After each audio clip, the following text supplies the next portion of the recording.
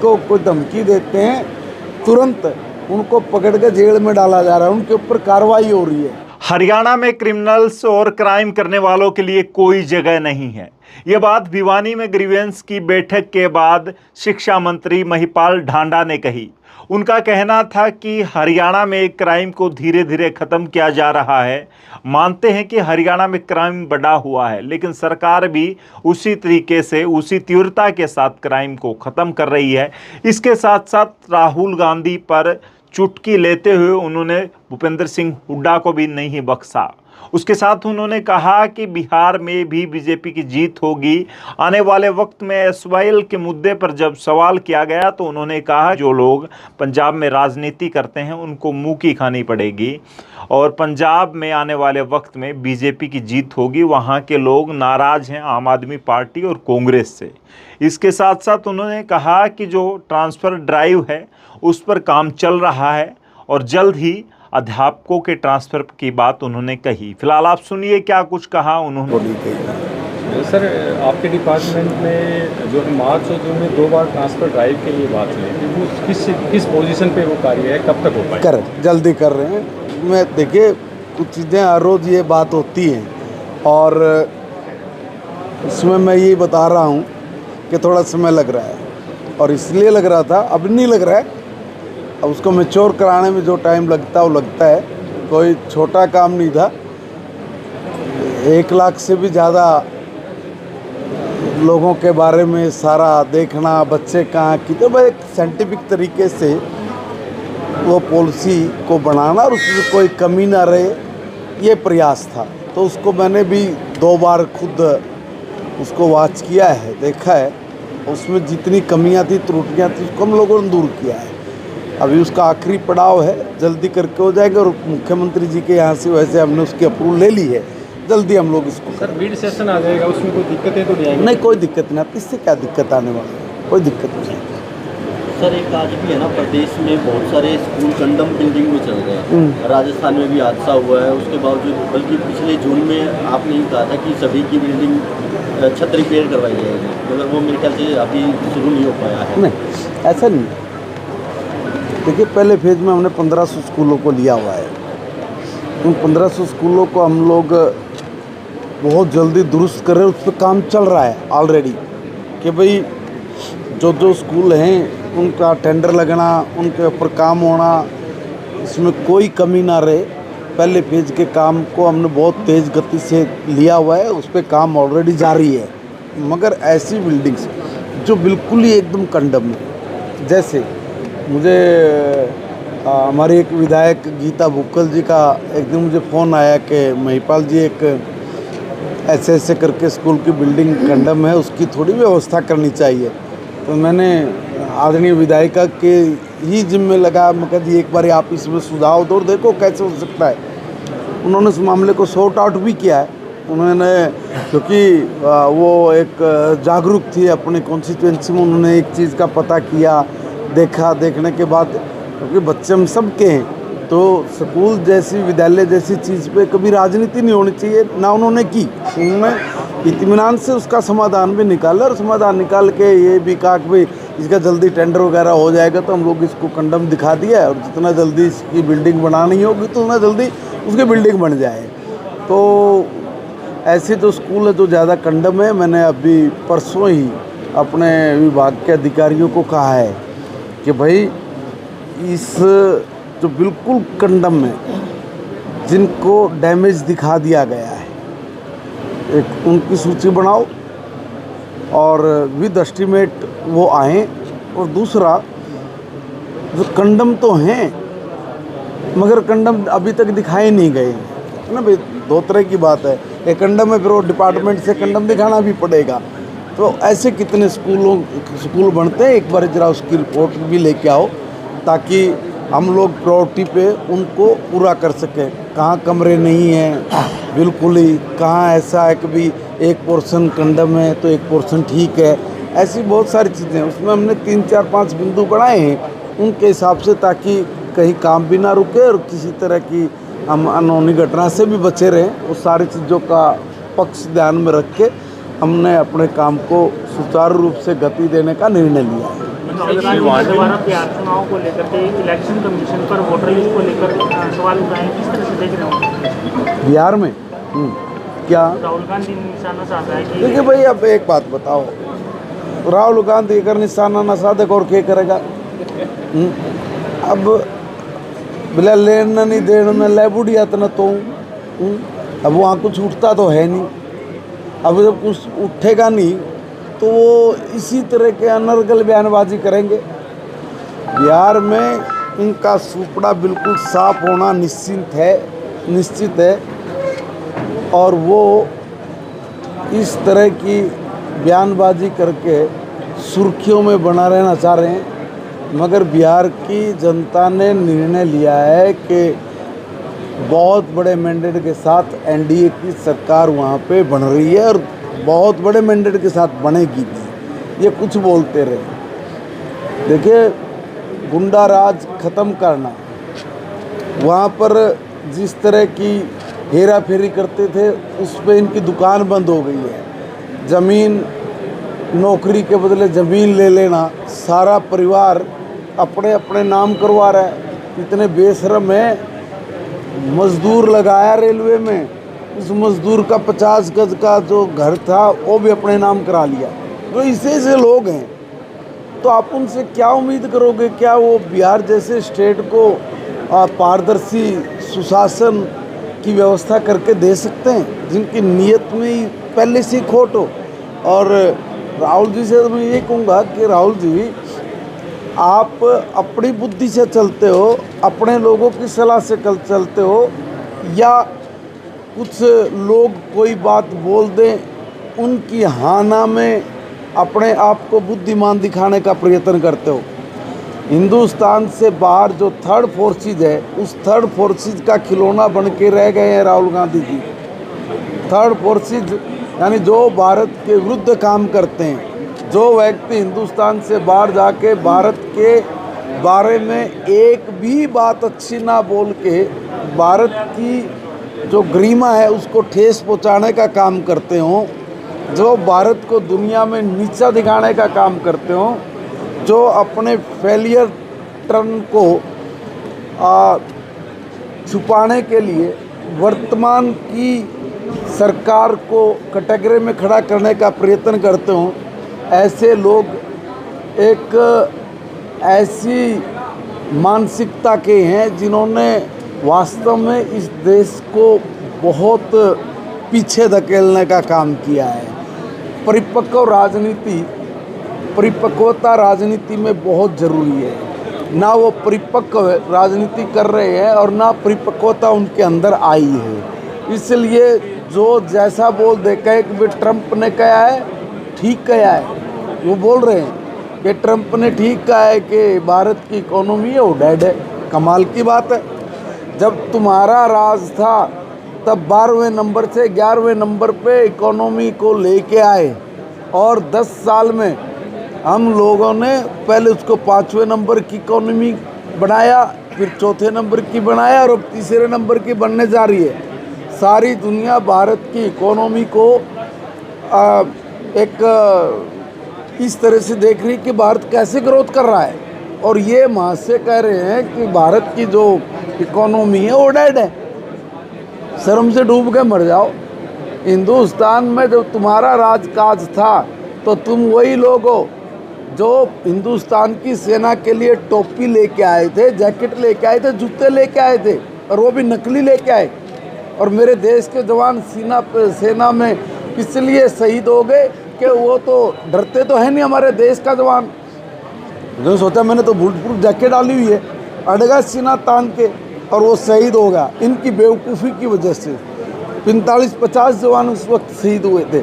मैं एक निवेदन करना चाहता हूँ कि जो व्यक्ति अपने राज में टोपी, जैकेट, जूते तक भी अपने भारत की सेना को उपलब्ध ना करा सके, अपने बना के, शर्म से डूब के मरो। आज हिंदुस्तान में ब्रह्मोस जैसा शस्त्र बनकर तैयार हो गए तो सारी दुनिया के लिए नासा में लड़ दिया बैठा है। सबको लग रहा है कि अरे भारत ने इतना ज़बरदस्त एक अपनी सिक्योरिटी के लिए मिसाइल्स बनाई है जिसका कोई मुकाबला नहीं है। ऐसे अनेक काम जो भारत की आंतरिक सुरक्षा के लिए, भारत की बाह्य सुरक्षा के लिए आज जो मजबूती से हमने यहाँ पे काम किया वो ये देख के खुश नहीं है, ऐसा लग रहा है।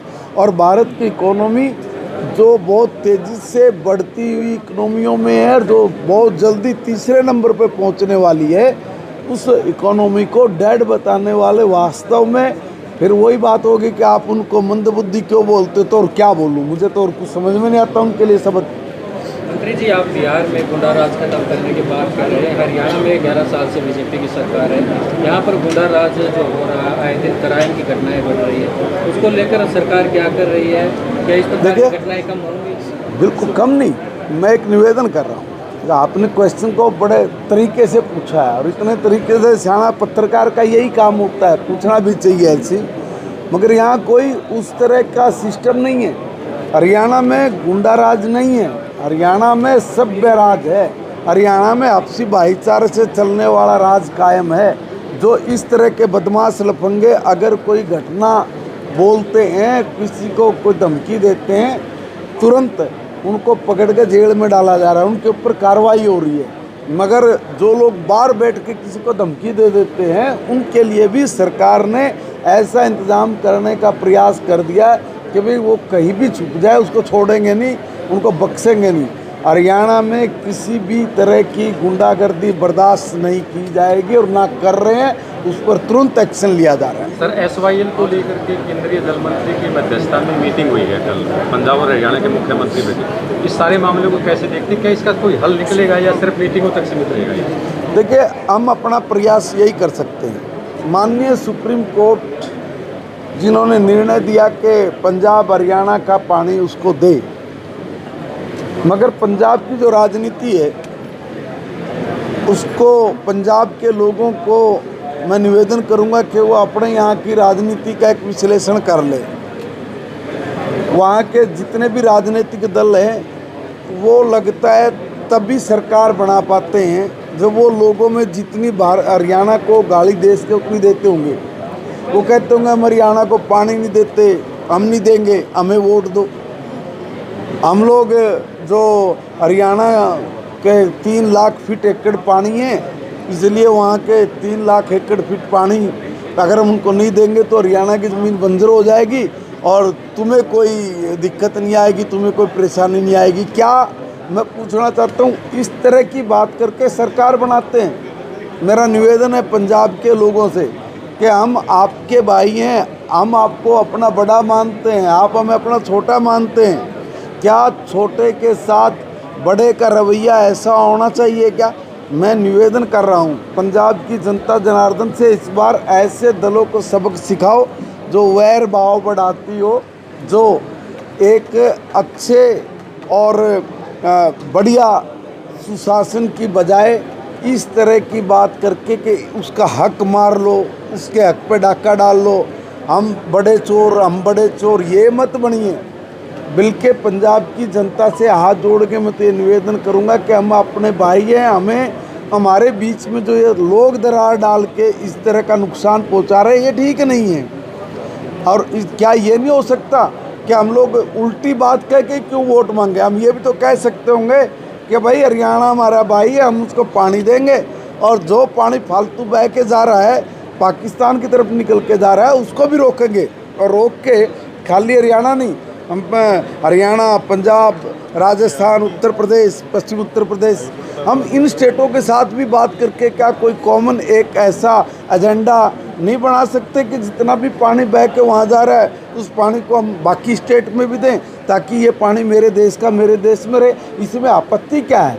इस दिशा में ना सोच के उल्टा सोचना, क्या ये पंजाब के लिए ठीक है? पंजाब की राजनीति के लिए ठीक है?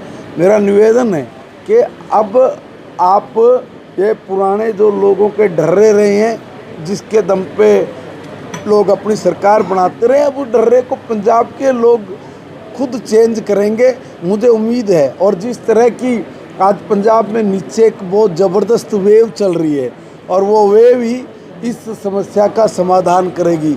और क्योंकि वहाँ के लोगों ने देख लिया है, अकालियों को भी देख लिया है, कांग्रेस को भी देख लिया है, और अब इन लफंगों को भी देख रहे हैं, तो इन सब को देखने के बाद पंजाब की जनता ने निर्णय लिया है कि स्पष्ट बहुमत की इस बार वहाँ सरकार बनने वाली। आप समझो तो गई है कि यार कैसी बातें कर रहे हैं, मैं सही कह रहा हूँ।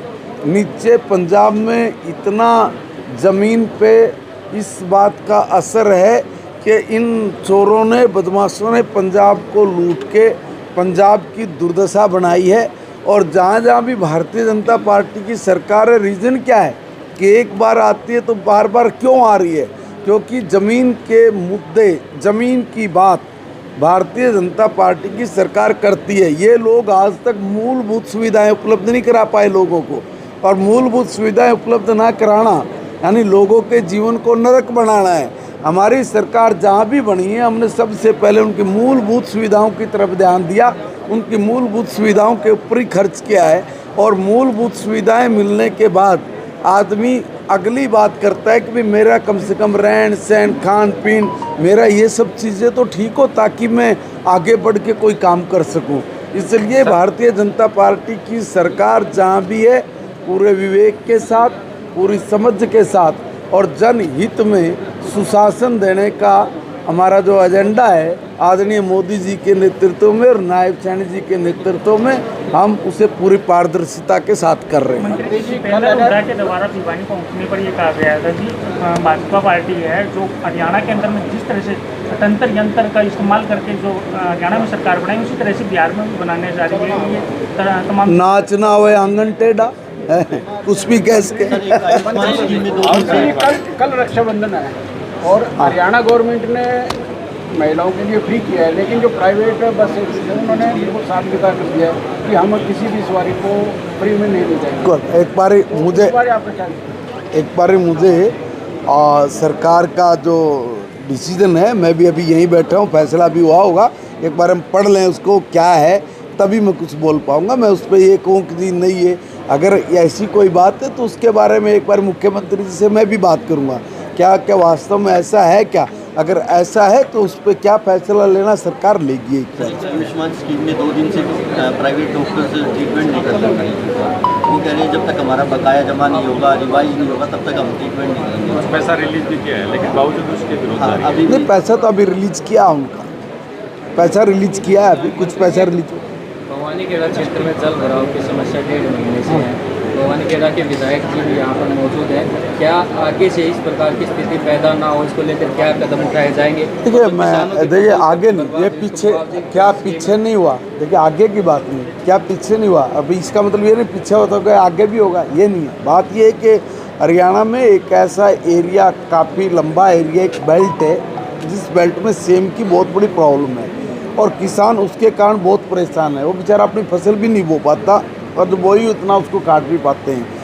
बहुत बड़ी समस्या, इस समस्या को लेके हमारे भवानी खेड़ा के आदरणीय विधायक कपूर सिंह जी कल ही माननीय मुख्यमंत्री जी को बात करके आए हैं, उनको ज्ञापन दे के आए और उनको ये कहा कि मेरे वहाँ के किसानों की फसल डूब गई है, मर गई है, उसकी कोई स्पेशल गिरदौरी कराया जाए और उसका जो मुआवजा बनता मुआवजा दिया जाए। क्योंकि हमारा विधायक है वो बहुत संजीदगी से वहाँ की अपनी लोकल परिस्थितियों को समझता है और इसलिए उस बात को जाके वहाँ फाइट कर रहा है और उस पर न्याय, उसके अपने विधानसभा के लोगों का जो नुकसान हुआ उसकी भरपाई हो, इसकी वो खुद चिंता कर रहे हैं। एक बात, दूसरी बात ये कि हरियाणा में जो भी सेमग्रस्त एरिया थे, चाहे उसमें रोहतक का एरिया था, गोहाना के पास का एरिया था, बेरी के आसपास का एरिया था, आपके इधर के बहुत सारे ऐसे टुकड़े हैं जिसमें कई कई गांव इसकी चपेट में आए हैं।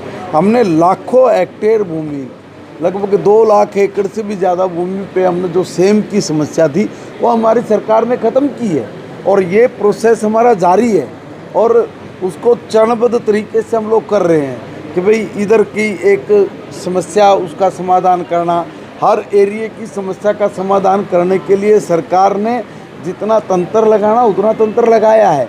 यहाँ भी जो समस्या, इस समस्या का समाधान भी हमारी ही सरकार जल्द करेगी। जल्द नहीं कह सकते, इसमें और तरह की समस्या है क्योंकि ये कोई ऐसी चीज़ नहीं है कि आप इसको 2 दिन में ख़त्म कर दोगे, 3 दिन में ख़त्म कर दोगे। सेम की समस्या है, पानी की प्रॉब्लम से है, पानी अगर ऊपर आया तो उसको कैसे, उसका कोई रास्ता निकालना, जो मैकेनिज़्म बाकी जगह पे चला हुआ है वही मैकेनिज्म यहाँ भी लगा के इसको भी सेम को समाप्त करेंगे।